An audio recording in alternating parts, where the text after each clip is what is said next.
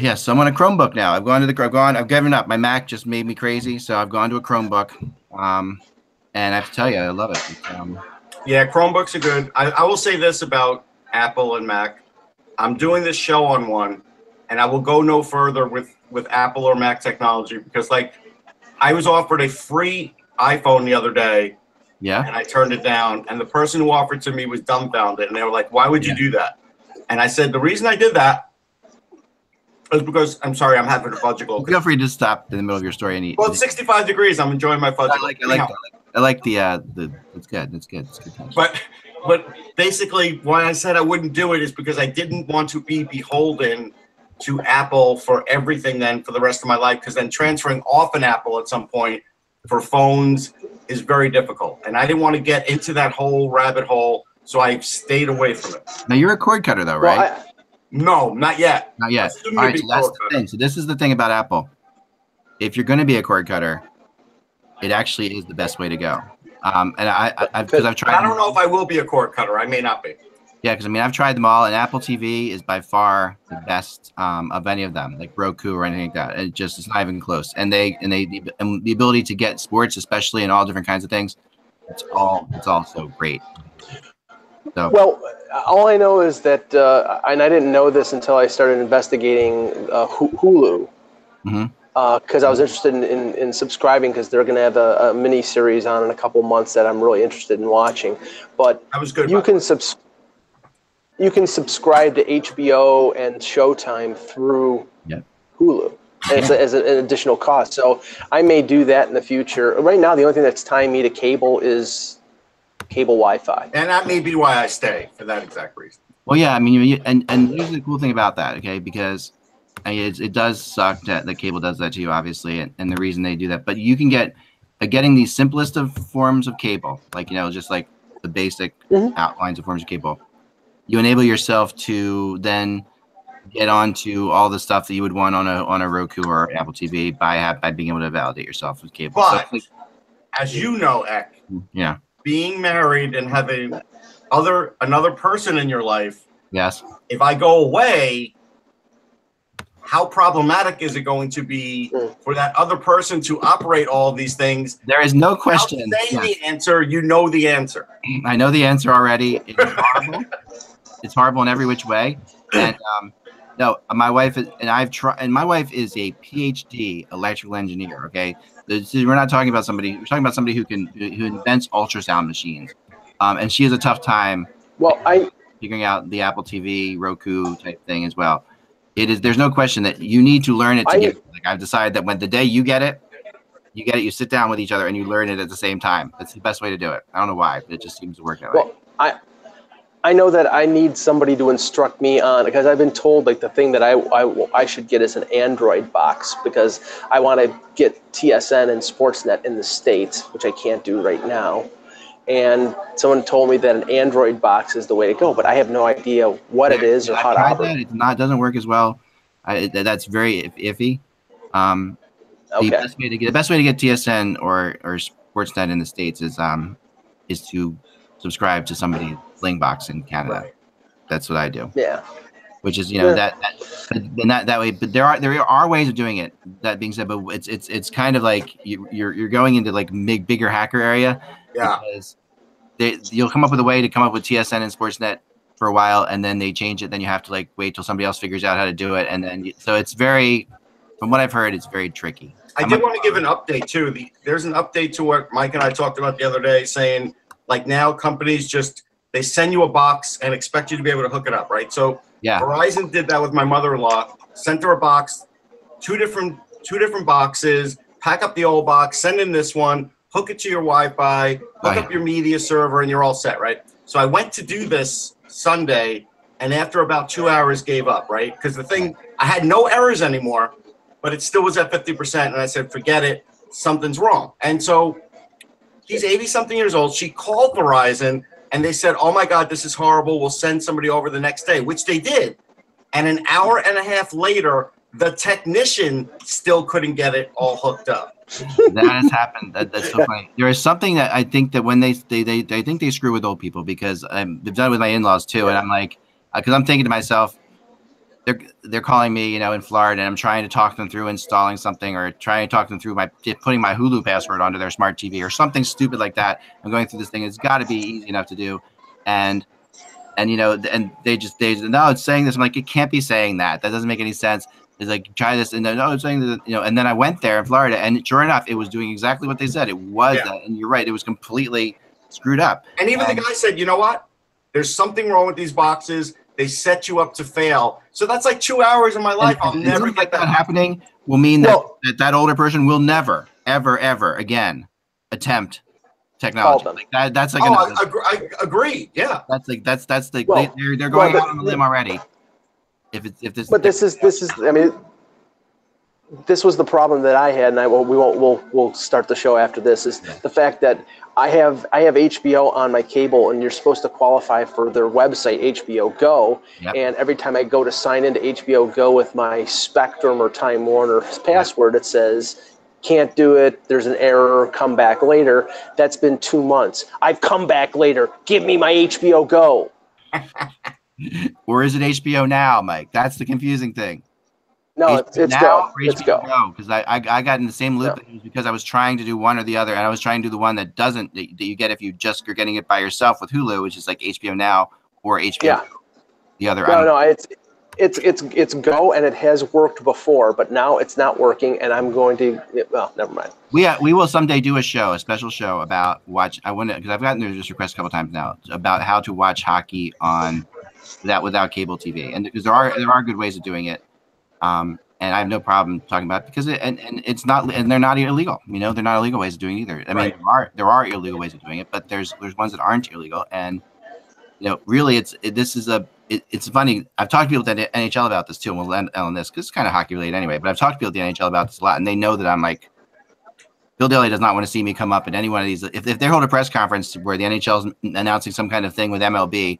Bill Daly does not want me there. I'll come up to him at the end like, well, does this mean that the blackout rule will apply to and this thing, because they always look at me and they say, no, legally we don't have to do that. Legally we can do this. And there's always this undercurrent of, we know you can get around it, but not enough people are figuring it out yet. Right. Eventually they will. Somebody will make an easy way. Like if I could invest a lot of money into HockeyBuzz and make it like a way that people could watch all the games for free if I wanted to, but they would change that the second I did it. Oh, sure. So there's like this whole thing of it's a crazy little. They'll shut it down. They'll shut it down. Then I have to change it again, and none of that would be illegal. It would just it's a game of whack-a-mole that they play, as I always call it, whack-a-mole. Mm-hmm. And eventually they're going to get sick of it, and they're just going to make everything available for a price. Nope, they won't. The NFL won't. The NHL won't. I'm telling you. You go try and watch an out-of-market NFL game, and it's the impossible dream. Oh, I know. I was getting an echo. But that will change. You're getting an echo. I was getting an echo there for a second. Yeah. That will change. From just from Russ, but I think eventually that will change, Russ. I do. Well, I don't know. I have no hope of that. And I won't say the name of the website, but there's a famous website that has basically every sport in pirated broadcasts, and right around the Super Bowl, right around this time, they always get busted. They always get shut down by the NFL, and then 2 days later, like Mike, that's the thing, because it's not illegal what they're doing. They'll get shut. The NFL will find another kind of technicality to bust them on, not like actually what you think. But they're not run out of the U.S. They're run out of like the Netherlands, Antilles, or something in the Caribbean, or something like that. So I mean, anybody who's ever torn it knows that's an easy enough thing to do. So it's like Yeah. Anyway, moving on. But we will definitely talk about this sometime because I think it's a fascinating topic, and I would love to be part of the solution. My prediction after the trade deadline down the line is after the trade deadline is a good idea. We will. my prediction down the line is this: all the local TV that we see now is going to go away, and everything will be on NHL.com. And it won't be a matter of that's just how it will be. And once everything's on one thing, if NHL.com just says we're not selling our rights anymore to local people, which they can do, we're not giving our rights to local towns and to local cities anymore. Once that happens, the NHL can monetize, and you can pay 25 cents a game or whatever you want. They'll come up with some way that don't even go down the road of I know somebody that owns a bar, and as an example, one UFC fight to them is like $5 or $10 grand. Some sports charge like 20 grand for some of their big games to a bar. So let's not even go there. Yeah, let's not. Well, we'll get back. This is a great topic. We'll definitely talk about in the future. Here we go. Hello, Hockey World. Today is Monday, January 22nd, 2018. I'm Michael Agello. I'm Russ Cohen from Sportsology. And I'm Eklund. You're watching the HockeyBuzzcast on HockeyBuzz.com. This is the podcast coming every Monday through Friday at this time to fill you in on the coming and goings in the hockey world. And I want to start today with something that happened to me last night when I was watching the Eagles win the NFC Championship game and send the city into a frenzy for 2 weeks. It's a lot of fun to be around a city when the NFL team goes to the Super Bowl. It won't be fun February 5th, but right now it is. Yeah, yep. Exactly. We'll talk about that later. But that's another pregame topic. But as I was talking to somebody last night, they called me up. Obviously, a hockey person not watching football, calls me up and says, "Hey, what's going on? Anything happening on Sunday night?" I'm like, "Yeah, I'm watching the NFC Championship game." But this is a hockey person in Canada, and they say, "Okay, the Eastern Conference. Have you noticed what's going on in the Eastern Conference?" I said, "No, everybody sucks." And I said, "Well, okay, interesting." Because again, because everybody sucks, the trade values are starting to go up a little bit because people are starting to think about how to separate themselves from the pack, and because the pack is not very good, and people see the East as a winnable division. The other day we said the West is as wide open as it's ever been, and I think that's true as well. And then so this morning I started talking to somebody in the West, and who said the same exact thing. Yeah, what's going on in the West? Everybody's awesome. And I said, so I went through it, and I am not a fan of this, of the stupidity of the overtime loss. Of how, because it makes the standings not look like what's really happening. It's not, you don't really see who's winning and who's losing. I hate that. But because if you do want to see who's winning and losing, check this out. All right, so I'm on here, and they're right now in the East, in the Eastern Conference. There's only 4 teams that are over 500 in their last 10 games. So 4 teams out of 16 that are over 500, real 500. Meaning like they've won more games than they've lost. Mm-hmm. There's 4 teams being the Flyers are 8-2, the Bruins are 7-3, the Capitals and Penguins are 6-4. Everybody else, and there's only 2 teams at 500 actually, so that's 7 teams. So you have 9 teams under 500 in the East over the last 10 games. The Eastern Conference is 71-89, so they're in the last 10 games. So that's a 17 points. There's 17 points in the negative. 18 games under 500. 18 under 500. Compare that to the reason for that. I know the reason. We'll get to it. Compare it to the West. Colorado, 9-1. Winnipeg, Nashville, and Calgary, and Dallas, 7-3. Vegas, San Jose, Minnesota, and Anaheim, 6-4. That's 9 teams in the West over 500. St. Louis and Chicago at 500, and 4 teams under. So the West over the last 10 games, 85-65, 20 games over 500. Those are staggering. That's a staggering difference. And it's fascinating because what it's doing is log jamming both conferences in the trade deadline in different ways. And that's what's interesting about it right now. So go ahead, Mike. What are you thinking? I see. And we're 5 weeks out, so there's no way right now to determine whether there's a log jam or not. But if you look at it, than there were last year. At this point last year, there were maybe 2 or 3 sellers. You've got 5 sellers in the Atlantic Division alone, because right now Toronto is 13 points ahead of Florida, Detroit, Montreal, Ottawa, and Buffalo.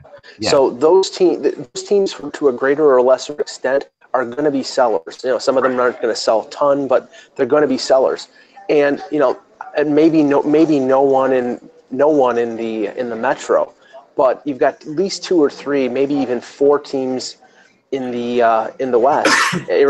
Arizona, Edmonton, Vancouver, definitely I think are sellers. So I think it's going to be a seller's market. Now, where your point is valid, I think, is the fact that you got I think it's 6 teams within 5 points in the West. So the competitiveness of those teams to get very few assets on the open market, that will drive the price up. But there are a lot of players out there. A lot of players out there, but the playoffs are still wide open in both conferences. And although for the most part. Well, no, I'm going to say take away the 3 teams in the Atlantic, okay, who are and maybe the Capitals. Mm-hmm. But beyond that, I mean, the Metro is completely wide open at this point. I mean, it's evened out because the Flyers have been playing better. The Islanders and Rangers have fallen off a little bit. The Devils have fallen off a lot. And Columbus has fallen off quite a bit too. So, the whole thing is, and Pittsburgh is inching their way up, but not playing that well. So, I mean, there's a lot going on there that it's anybody's game in the East as far as that goes, and I think that what this does when teams are this close together is it does tend to make GMs look for that one piece that'll put them over the edge. That's what you so you can take, Tampa out of this, or take. I don't think you can take Boston out because Boston's been pretty aggressive as in the trade, at least not people I've been talking to, as to trying to do something. Boston's trying to add scoring. I think Boston before February 26th is probably going to be looking for, I don't think depth players, but I think they're going to be, they have two really solid offensive lines. They need something in the third and fourth line area, a veteran, maybe somebody with experience, preferably somebody who can score. And if they can get that type of player, then I think that helps them out. But they definitely need depth, and maybe they even need a defenseman, although, they have so many good young ones that. Yeah, but they'll be looking for a veteran defenseman. Like, there's no question. Right. And probably would be looking for that depth guy. But I can tell you why. We're having this swing and this tightness right now, Eck, and that is because so many teams are limping into the All-Star break. Like now, why did Kevin Shattenkirk decide the other day to get his surgery? Well, because there's a week off for the All-Star break. These games, hey, he probably knew the Rangers wouldn't fare well in the last couple of games before the All-Star break. Right. But teams are so banged up, like a lot of guys, it's better to be injured now than to be injured, 2 weeks after the All-Star break. So you're seeing a lot of teams that are undermanned. If you start looking at teams' rosters, there's a lot of missing players out there. Ross, to that point, Morgan Riley got hurt for the Leafs in Philadelphia, the game that you were at last Thursday. He didn't play against Ottawa. He didn't play against Ottawa on Saturday. He's not playing tonight, and now there's speculation that they may sit him out the last two games before the All-Star break, because if they do, they give him 2 weeks to fully get healed. And that makes sense, because you don't want these players to be playing through, sore spots, because the All-Star break may be the last long rest they're going to get before the stretch run. So it's almost like a garbage time in the schedule. Yeah, but why? How do you just explain the West's doing so well? I mean, again, they do. There's a lot of injuries out there too, Eck. I mean, but I mean, the thing is though that just the fact of the matter is that obviously, why are they feasting on the East? I don't know this to be sure, but I think there's more injuries in the East than the West. I think like the Metro, as an example, may have the most injuries in hockey for a division if we added them up. And so I think it's just because of the style of play. The West is usually known for a particular style of play, but the East has been beating each other up now that they've been playing each other a lot. And that's what I've noticed. I don't have facts to back it up, though. This is all fake news. I was going through the schedule, and because obviously what's happening here is you're looking at the West is beating the East up, because otherwise it would be even, right? If the East was the real way you've looked at over the last 10 games are a lot of out of conference teams that are going the wrong way. Like that's what's happening. Well, and what else happens this way? So what this is what else over time, of course, because we are getting into the later you get in the season, the more in conference and division games you get. Right, but what else might be a factor over the last couple of weeks? Maybe teams coming off the bye, and when teams coming off the bye, they're usually rusty. 4 or 5 days of completely uninterrupted rest. I mean, Toronto came out, and I didn't think that they played particularly well in Philadelphia. I mean, they were not good for 2/3 of that game. They didn't, but like as an example, watching that Capitals-Flyers game yesterday, after Trotz sort of laid into his team, you knew that game was going to be a defensive battle. And to be honest, that's the last thing Washington should have played against Philly, knowing that Philly is hot, because Dave Haxtell is more than happy to settle into a game where it's 1-1 or 0-0 or 2-1. Like he loves those games. Trotz, that's a big mistake by Trotz. But again, this time of the year, that's sort of where we're at until after the All-Star break. And then I think you'll see teams start to get healthier, and then the style of play will start to change into more playoff style hockey. Yep. Well, Like what I've been writing over the last couple weeks regarding Toronto. Not to make this a Toronto webcast, but the fact is that Babcock, I think over actually the last 6 or 7 weeks, has tried to implement that playoff style hockey with the Leafs. Because probably because they're in such a favorable position right now in the division of not falling out of the playoffs. He's experimenting with having them play more of a checking game, and it just doesn't work for this team because they don't have the right personnel. And if you notice the game against Ottawa, they're down 3-1. They had to open it up, and they scored 3 goals in 6 minutes. But when they try to play playoff style hockey, they don't have the defense to do it. I think they have a goaltender who's capable of doing it, but their forwards are young and inexperienced. So, I mean, it's a learning experience, and Babcock has to do it. But fans in Toronto are not too happy with the direction of the team right now. By the way, probably the least watched hockey game this season may have been last night's Kings-Rangers. A late game after all the football, after all the other news that we know is out there. And they're playing, and it's 1 o'clock in the morning, and they're still playing. And well, at least in some places it was.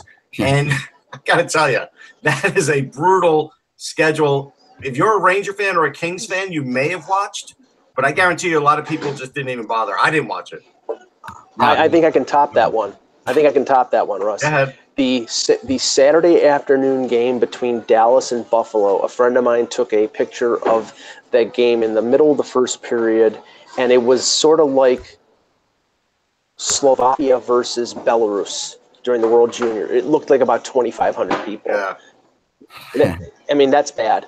That's bad. I mean, because right now, and Buffalo is in complete free fall. They're going to trade Kane pretty soon. There are probably 2 or 3 other players that are going to move out. And there was a lot of hope with Housley and I'm not laying the blame at the feet of Botterill and Housley, but there was a lot of hope with some of the changeover that they were going to make with the new players that they brought in, that there was going to be a chance for Buffalo to contend for playoffs, and they've fallen completely flat on their face. You know what Buffalo's like?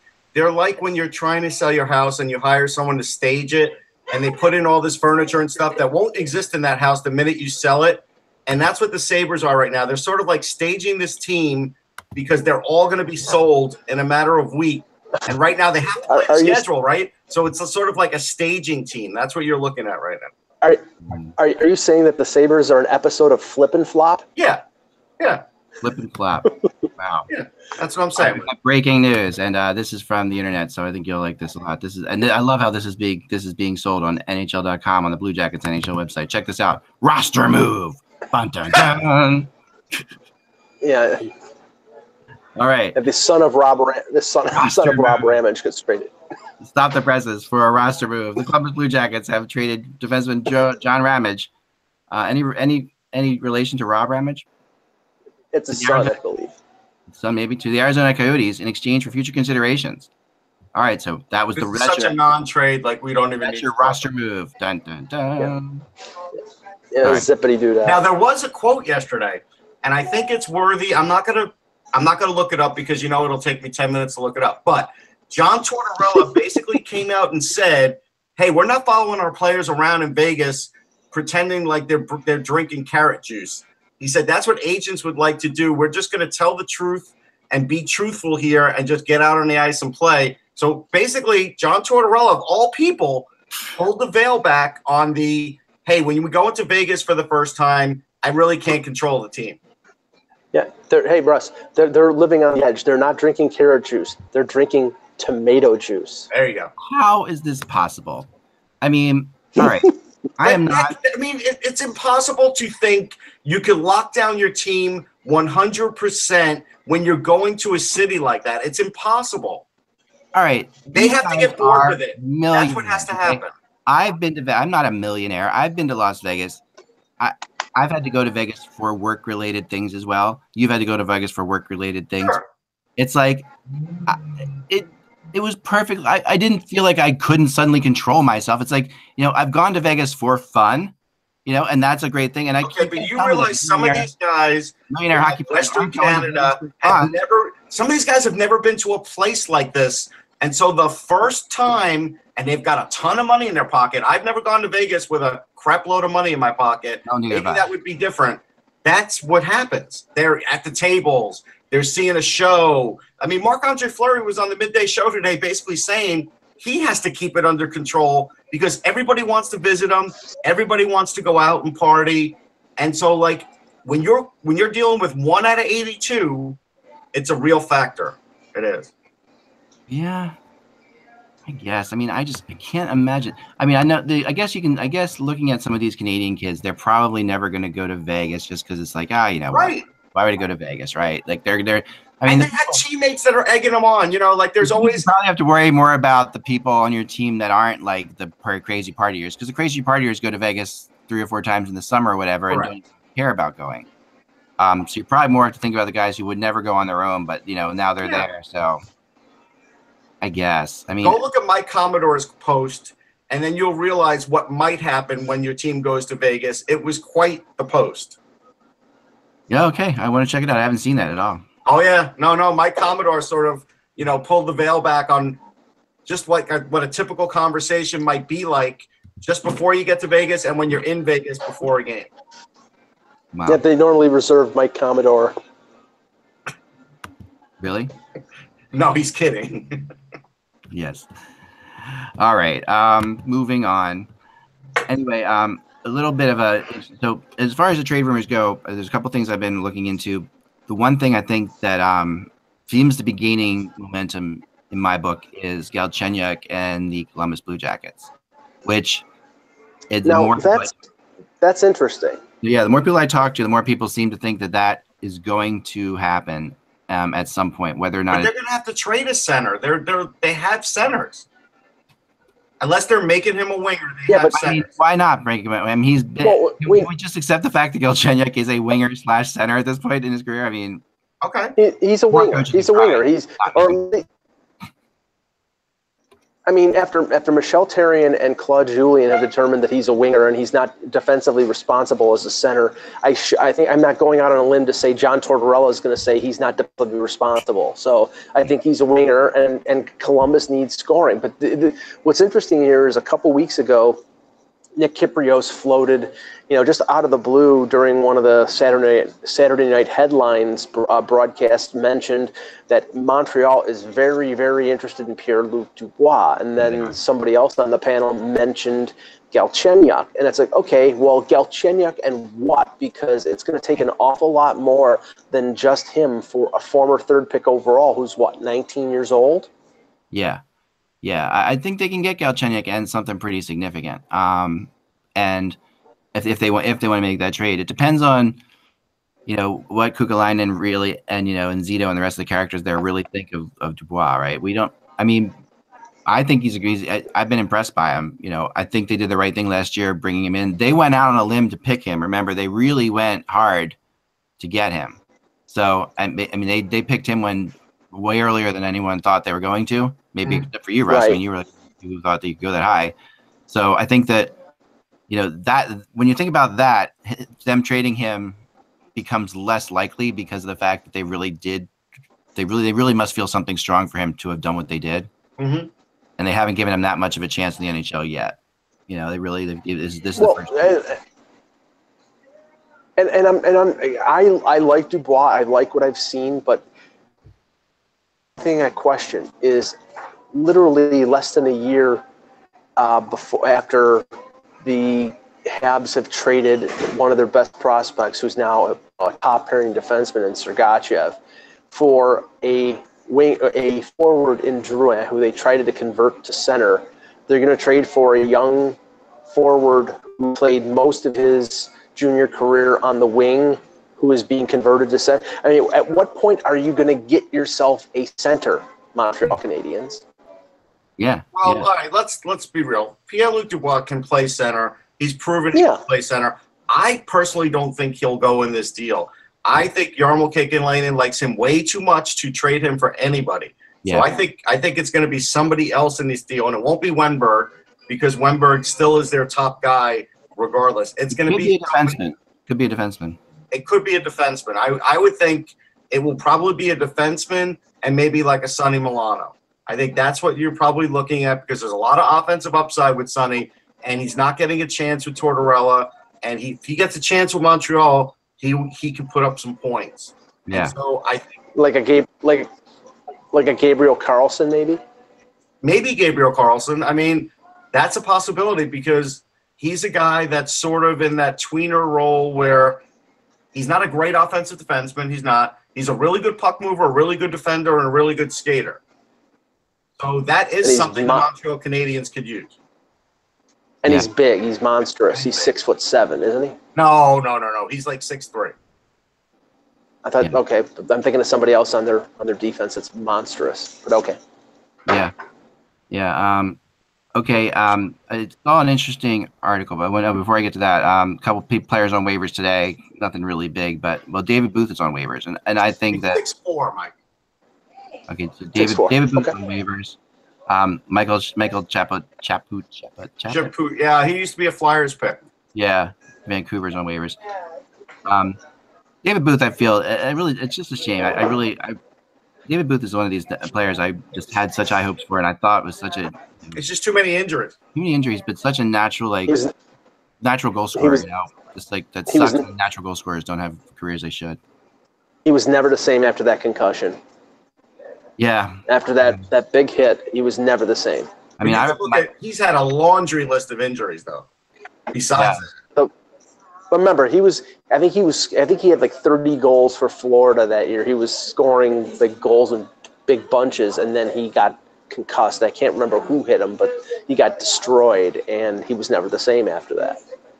And that was a long time ago now. I mean, 10 years ago, right? Yeah, about that. I mean, he's hung on for quite a while in different, but not really, never really got. I mean, my biggest memory of David Booth, kind of strange one, is the 2010 Olympics, the Olympic camp before Vancouver. He was at that camp. He didn't make the team, but he was one of the players at that camp. And I was sitting with a bunch of the scouts from the U.S. program and stuff like that. And every one of them to a T was saying the same thing, that kid is the most natural goal scorer that we have. And yet they couldn't put him on the team. Like they felt like when he got the puck, he just, and it was true. He just had some ability to naturally score, but he couldn't put him on the team. And he was a hard worker, diligent trainer, trained a lot off ice, but just, couldn't stay healthy. Since you brought up the U.S. program, we do need to acknowledge the passing of Jim Johansson. We've all had interactions with him. He was on our show, Hockey Prospect Radio, a lot. Yeah. I'll tell you this, though. The one interaction that I don't even know if I even tweeted this, but last year when the U.S. team won the gold medal in the Bell Center, I rushed in the elevator so I could get down and start interviewing the guys. And I was in there with Jim Johansson and other people from USA Hockey. And he actually, I congratulated him after he fist pumped and had a huge smile on his face and was texting people. And that's something where he didn't feel, I guess, good about doing that in Canada in public, but did it in the elevator because he was thrilled. And that's how much this guy wanted to win and wanted U.S. teams to win. And it was infectious. And he really was a good guy and a great ambassador. He was. He's one of the class people. I mean, there's a couple. I always think of two people that make USA Hockey at that level what it is and why it's great to deal with. And it was always him and Dave Frank, who media guy, who's another. Those guys are just both like incredibly class individuals. This was just very, very sad. Kevin Allen, who's on the show a lot, was a really close friend. This is one of Kevin's closest. I mean, I've heard of Kevin Allen. I'm not sure if I know him.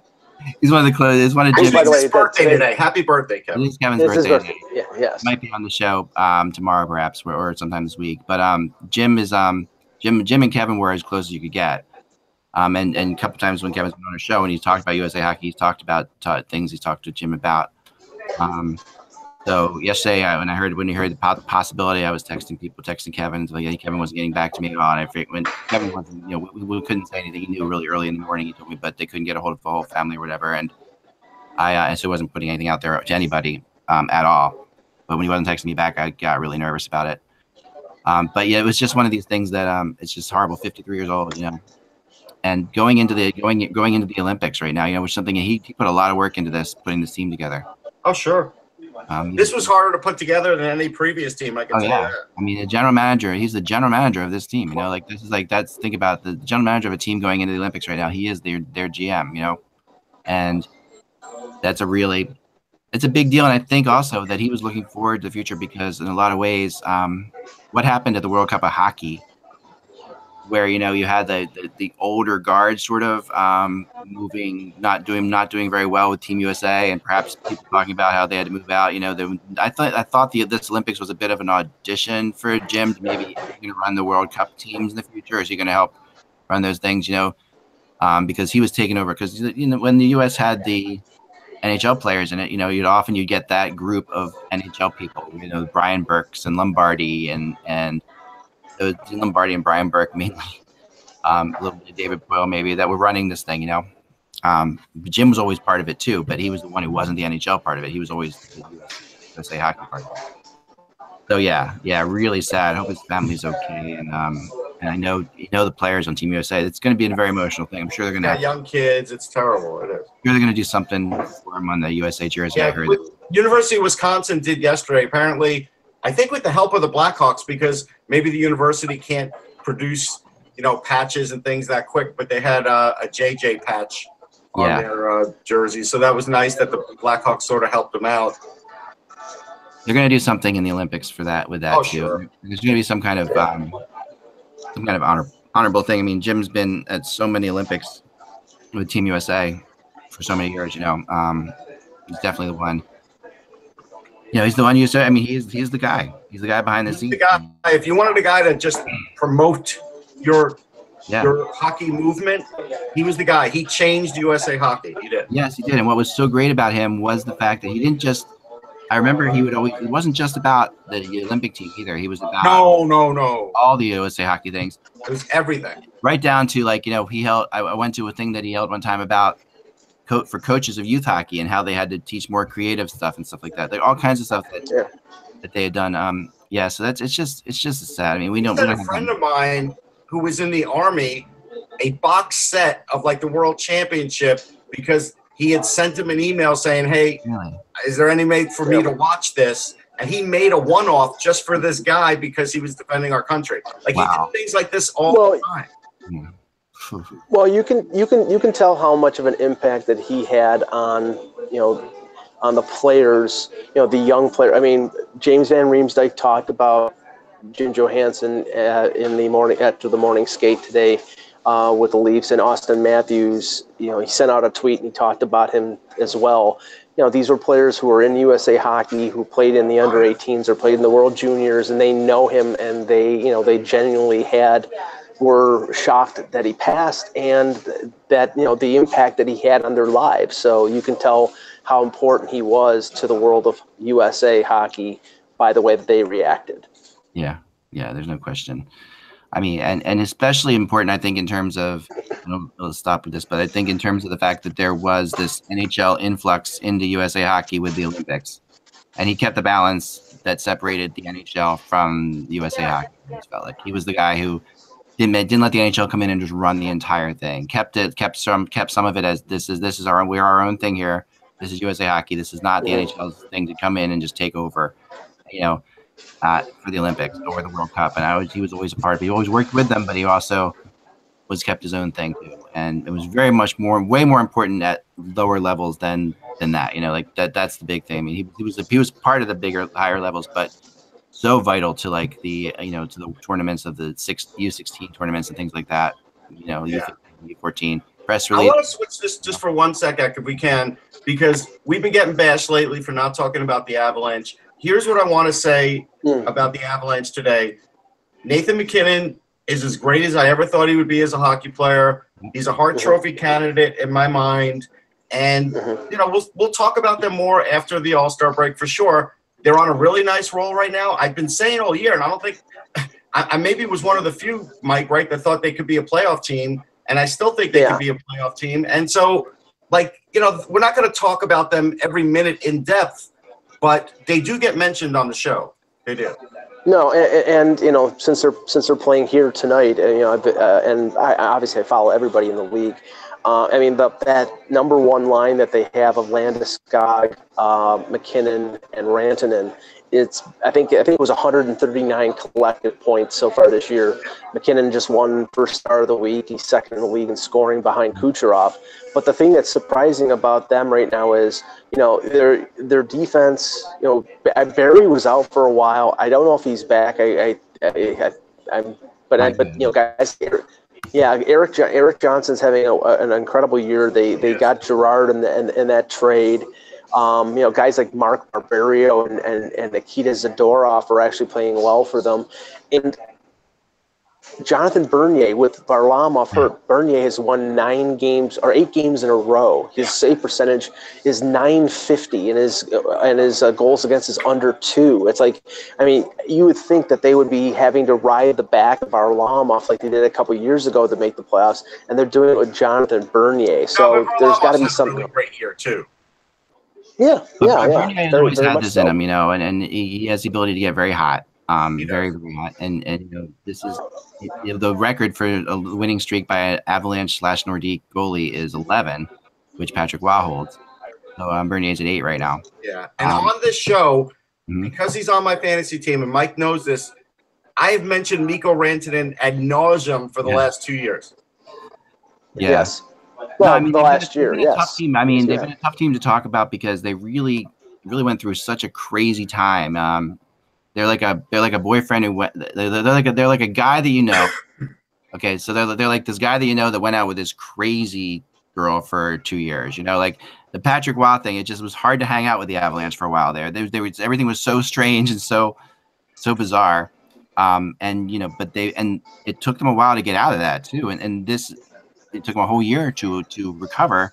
And now they're back to where they were looking when Patrick Waugh took over, which was not they were on their way up, and of course they had the great first year with Waugh, but that this really just, you can see where they're going in the right direction. And McKinnon is absolutely the real deal. I never was more impressed with anybody than I was McKinnon at the World Cup of hockey. I mean, of all the players I've talked about, he was the one player who stood out to me at that, just because I thought watching him play there, getting a chance to see him on a day-to-day basis, which I don't get a chance to see, and I didn't know he had such a I didn't know the power forward that he is actually. He's a power forward, and people don't really think of him as a power forward. But he's transformed himself into that. He wasn't always that.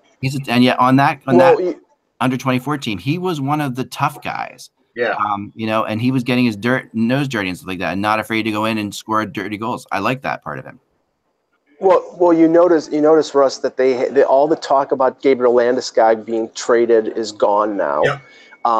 They made, you think that the Will Butcher college free agent signing by New Jersey was a home run. What about Alex Kerfoot? He's 4th in scoring on the Avalanche right now, 30 points. I mean, nobody expected it. People thought he was a borderline NHLer, and he's got 30 points. Well, I don't know if they thought he was a borderline NHLer, but I remember saying I thought he could make the team, and I thought he could be a 30, 35-point guy for the season. He's already got that. Yeah. He's exceeded what I thought he could do first season for sure, but he is a really talented player. I mean, we did talk a lot about Kerfoot during the summer too. Yeah. But I brought him up a lot during the year because he was getting a lot of chance on the power play and in other situations, and he's really come through. And so, that's another really good pickup. The problem was with the Avalanche, it was so easy to pile on them because things went so bad last year, and then they lost Will Butcher, and with all that stuff, it was easy to pile up on them. But I felt like we gave them a fair shake all year, so that's all I'm going to say on the Avalanche. Yeah, I mean, one of my 30 predictions they were going to potentially be much better than we thought. Like, I mean, they didn't have the talent to be the kind of record they had. I mean, that didn't make any sense, right? I mean, they might not be as good as they are right now.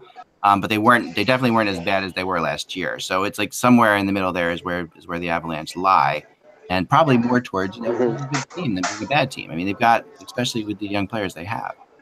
So I think, I mean, they definitely deserve a lot of credit. And what is also fascinating to me is we all talked about Matt Duchene when that trade was going to happen, and that went on for a year and a half, and it dragged on and on and on. And everyone's like, it's not a distraction, because Matt Duchene's a great guy and he's not going to make a distraction. It was a distraction. It was just like moving Matt Duchene out of there enabled McKinnon and Landeskog to become their team. And that's really what's happened. I mean, they've taken over, and they've now taken this and become their team. And that's what's exciting about it for Avalanche fans, because that's what McKinnon was supposed to do. Yeah. He was supposed to be that guy. And not only do they have a good young prospect like Makar in the pipeline, they have Ottawa's first-round pick either this year or next year. And if things play right, like for example, if Ottawa finishes outside of the top 10, then Colorado gets the pick this year. The pick next year is not lottery protected or not top 10 protected. They could conceivably, if Ottawa goes, trades Carlson and goes down big time next year, Colorado could have top 5 pick out of that trade. Yeah, which is big. Hey, here's something else too. I don't know if you guys have paid attention to this. I just started noticing it yesterday. There was an article in the Pittsburgh Post-Gazette about Matt Cullen and how he loves Pittsburgh. He thought it was perfect. And, the players called him dad. And now, there's this whole movement, part of what's wrong with the Penguins is they miss dad. And it's like, okay, let's be real about Matt Cullen here for a minute. He was still a very good player, right? But, this year, he's got 11 points in 46 games. We're talking about really a good locker room presence and a guy with some speed who would get occasional points. Yeah. Honestly, the Pittsburgh Penguins do not miss him. That is not the reason they're having trouble. No, I mean he's a fourth line center, and that's all he is right now. Maybe they miss his leadership in the locker room, but I wouldn't think that team is short of leadership with Crosby and Malkin and a few other players there. But what's killing them is they don't have Nick Bonino anymore. They don't have that third line center who takes some of the pressure off Malkin and Crosby. That's part of it. The other part of it is amazing. It's amazing how things look so much better than they are when you have goaltending. That's the. I mean, things just teams look a lot better than they are when you had Matt Murray and Marc-Andre Fleury in there that you could go back. I mean, if one was hurt, the other was in there, and it was without Marc-Andre Fleury last year. Remember, the Penguins don't make the playoffs probably, and it's not like Jarry looks bad. There's no way I would ever say. Yeah, they had exceptional goaltending, which makes a huge difference. And when you have exceptional goaltending and Sidney Crosby on your team, you're in good shape. Yeah. Well, and I'll also say this because the rumors came up about a month ago, and I've watched a couple Pittsburgh games since just to concentrate on Letang. Letang is not even close to being the same player that he was. He's either still playing hurt or he's just the injuries and things that have happened to him in the past have made him a limited player because he doesn't look like the same player that played a couple of years ago. And if that's the case, you got a guy earning $7.8 million, and he's probably not even worth half that. Yeah, no, I totally agree with that. A couple little fun things before we get out of here today. The Mighty Ducks TV series is in the works. Oh my God! Why are they bothering? That is the worst idea I've heard. Yeah. From the Hollywood Reporter. Just shoot me. The Mighty Ducks franchise may be coming to the small screen. Sources tell the Hollywood Reporter that ABC Signature Studios is in early development for a series based on the 1990s drama about the youth hockey team. Drama? Is this all to just give Emilio Estevez a job because he hasn't had a good job since? Really did not this. The Mighty Ducks series is very good. It's not very good. It's awful. It's very, very good. Actually, Russ, I just saw a preview for a movie with Emilio Estevez. It's this comeback movie. He directed it. It's something about it's like homeless people staying in a library. It's so it's a step up from when he was a garbage man. Oh, that's good. You guys are wrong. I got my Mighty Ducks TV right there. This Mighty Ducks series is great. Okay. Yeah. No, I can say I've watched. It's great if you're 7 years old. It is. I've watched every. Go ahead. Sorry. I've watched every hockey movie out there, and I have to say, next to Ice Castles with Robbie Benson, that the Mighty Ducks is the worst hockey movie I've ever watched. Oh man, you're just wrong. You're just wrong. We're not wrong. History has proven us correct on this. No. I mean, I'm telling you, the problem with you guys is you just don't have children. Because honestly, if I had children, my children would say the Mighty Ducks movie sucks. I guarantee. My 15-year-old daughter still watches. She's 15. She puts the Mighty Ducks on it, which means, and she's as cool as the stuff. My daughter's as cool as it comes. Everybody has flaws. If she's watching that movie, that movie's got some hipness factor to it because she doesn't watch anything that's not totally crazy hip. So there's something to that. And he probably likes the way Emilio Estevez looks. He was good looking back then. Gordon Bombay. Matinee idol, Gordon Bombay. There you go. Well, yeah, it was it. I'm telling you. All right, another couple weird stats. Hellebuck has a franchise record with his 25th win. We're not going to act shocked at this, right? Like I heard on Hockey Central today, luckily Gord Stellick remembered and talked about the fact that Hellebuck was a great prospect and now he's coming through. And actually Alex Auld texted them and he did a lot of work in the summer. Like this is Hellebuck. No, that part is not. I agreed. I saw the same thing, and that part is not shocking. I mean, when they were shocked, I'm like, what you should be shocked about is the fact that the Winnipeg/Atlanta franchise has never had a goalie win 25 games in a season. Correct. That's pretty crazy. Wow. Yeah, considering Kari Lehtinen was their guy, that is crazy. Yeah, I mean, yes. Really, we're not even at the All-Star game yet, guys. I mean, it's like you should have even bad teams have goalies that win 25 games. I mean, that's like that's a crazy number. Then the final one I had was this one.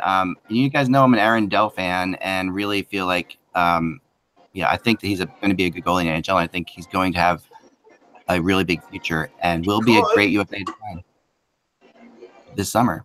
But in 40 games, he's now played 40 games in his career. In 31 of them, he's let in 2 goals or less. It's not enough of a sample size, though. He's not playing 3 out of 4, 5 out of 7. He's not doing any of that, so it's impossible to gauge. Mike, stop cleaning your screen. It's annoying. It's impossible to gauge how he's going to do in a regular NHL season. Like, for every Cam Talbot, we go back to Scott Darling and say, is he better than Scott Darling? Because Scott Darling's got issues. Yeah. Right. Some team will take a shot on him because he's a UFA and they can sign him and they don't have to give up anything. But he came into the NHL at 27 years old.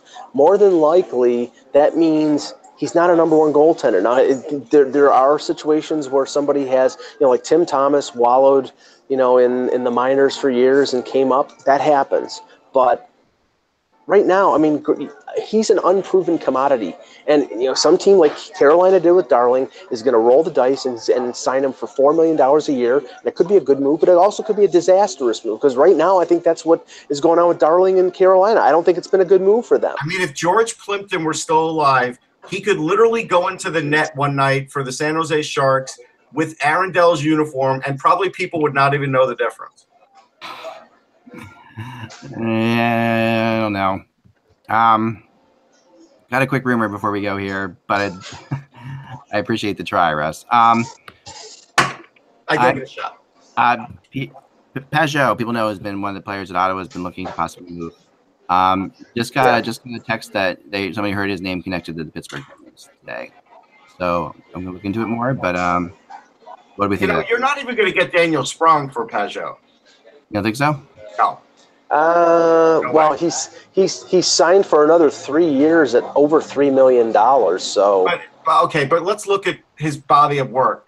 The most points he's ever had is 43. The most goals he's ever had is 19. Then he had 12, and now he has 6. So if we're looking at the best case scenario, you put him with Sidney Crosby, and he gets back to 19 goals. I'm not trading Daniel Sprong for a guy that, even with Sidney Crosby, is going to get maybe 19 goals in his best season. I'm not doing it.